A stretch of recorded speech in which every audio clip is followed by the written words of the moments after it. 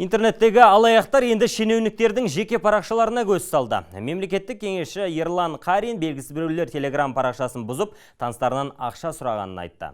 Құрықсыз кеткен интернеттегі баугескерлерге неге тосқауыл болмай тұр? Әріптесім Айгөз Тұрсынбай анықтап көрді. Алаяқтар енді арбауға тезілігетін зейнеткерлерді қойып, билік басындағы атқамінерлерге көшкен. Интернетте президенттің суретін пайдаланып, алып компаниялардың атын жамылған баугеспелер қаптады. Арбау әдісі бойынша Қазмұнайгаз сияқты ірі компаниялар тегін ақша бередіміз. Мұндай жарнаманың соңы сан соқтыратыны айтпаса да түсінікті. Алаяқтық жөнінде өзінің әлеуметтік парақшасында президенттен кейінгі екінші адам Ерлан Қарин де сөз қозғады. Жақында баз біреулер мемлекеттік кеңесшінің әлеуметтік желісін бұзып, ол аздай оның атынан әркімнен ақша сұраған көрінеді. Алаяқтардың құрбандарының қатарында елімізге танымал тұлғалар, блогерлер, бизнесмендер, тіпті қоғам қайраткерлері де бар. Өкінішке қарай менің атымнан Телеграмда достарым мен таныстарыма қаржылық мақсатта түрлі жалған өтініштер түсе бастады.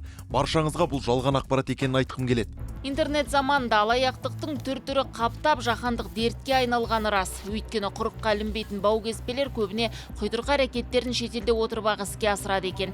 Кейіпкеріміз Болат Абдуллин де арзанға камера аламын деп Өзбекстан азаматының арбауына қалай түсіп қалғанын білмей қалған. Күдікті тауарды Алматыдан жіберуі тиіс еді. Поштаға барып жөнелттім деп түбіртекте көрсетіпті. Ақша төленді, ал тауар сол күйі есіне жетпеді. И говорит, отправь мне деньги. Ақшаны әпкесінің шотына аударсын деді. Мен 160 мың теңгені салып жібердім. Жеткізу қызметінің қосымшасында тауар бар екені және оны жөнелту 4 қадамнан тұратыны көрсетілген.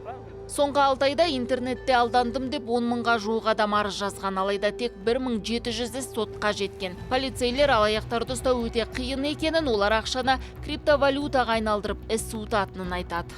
Қылмыс басшылары IP адрестері Франция мемлекетінен, Ресей мемлекетінен, Европа мемлекеттерінен шығып жатыр.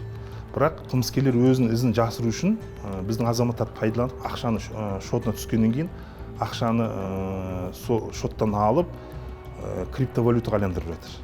Егер сізге біреулер келіп, сіздің карточкаңызды пайдалана тұрайын деп өтініш жасаса, еш уақытта оған жол бермеу керек. Қазір Ішкі істер министрлігі интернет алаяқтықты ауыр қылмыс санатына жатқызу жөнінде заң жобасын әзірлеп жатыр. Егер депутаттар қолдаса, қыркүйек айынан бастап интернетте алдау арбауға барған азаматтардың жазасы күшейеді.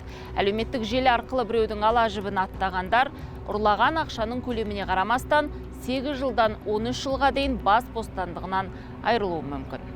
Айгөз Тұрсынбай, Мейірбек Беспаев, Ермек Махметов, Айбат жаңалықтар қызметі.